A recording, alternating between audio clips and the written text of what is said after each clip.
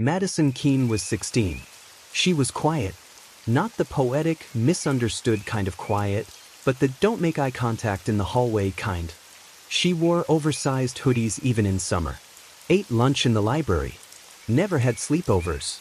Teachers described her as invisible but polite. She lived with her father, Troy Keene, in a crumbling Victorian at the edge of Oak Hollow Road. Her mother had left when Madison was 8. Neighbors said they rarely saw Madison outside. And then, on October 18, 2010, she vanished. Troy claimed she ran away, packed a bag, left a note, and disappeared. The note simply read, "I can't do this anymore. Don't look for me." Police opened a file, but with no signs of foul play and a dad insisting she'd left by choice, it became another teen runaway case. Weeks passed, then years, and Madison Keene became a ghost. In 2023, the house on Oak Hollow finally sold to a young couple, Lexi and Paul Moreno.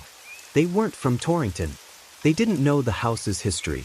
But within weeks, Lexi couldn't shake a creeping unease. At night, it sounded like someone pacing above our bedroom. I checked the attic. Nothing. But I felt watched. Paul brushed it off as new house nerves, until their dog, normally calm, refused to go near the attic stairs. Then came the dreams. Lexi kept waking up at 3:14 a.m., drenched in sweat. She told Paul she heard a girl crying. On February 6, 2024, Paul decided to re-insulate the attic. Behind a false wall, tucked into a crawlspace too small for comfort, he found it. A rusted cot, blankets rotted by time, a flashlight, a notebook, and beneath a pile of old coats, a human jawbone. The police were called immediately. Forensic teams recovered partial remains, curled into a fetal position, surrounded by claw marks scratched into the wood. The notebook, barely intact, held dozens of pages. In shaky handwriting, it read, "I hear them downstairs. He said I can't leave until I'm better. I miss Mom. I miss the sky. Why can't I just go outside?" The final entry read, "If anyone finds this, my name is Madison Keene." Troy Keene was living in Massachusetts under a new name when police found him. He confessed quickly. Too quickly. In his mind, he hadn't murdered his daughter. "I was protecting her," he said. According to Troy, Madison had started acting out after her mother left. He pulled her from school, kept her home, told neighbors she was being homeschooled. When she tried to leave, tried to tell someone, he panicked.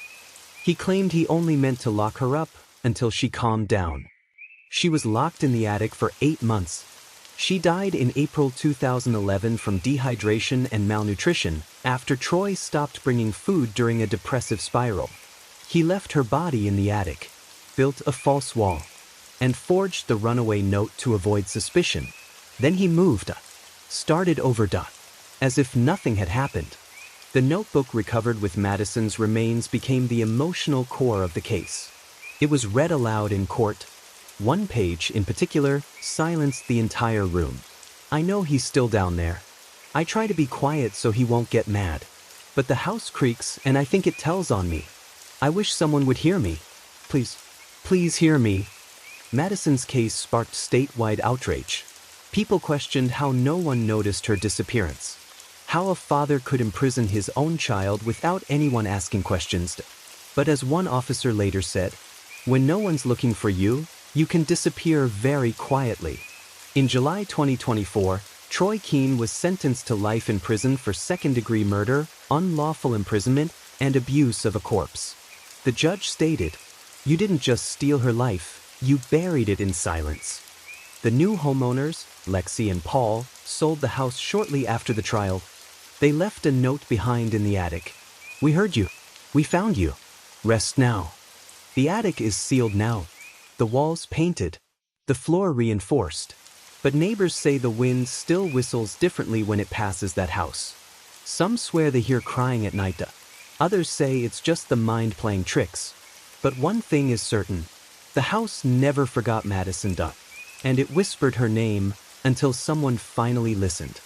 Some monsters don't live in the woods. They live down the hall.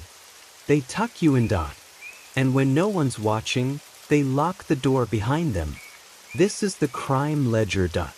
Because every secret has a witness.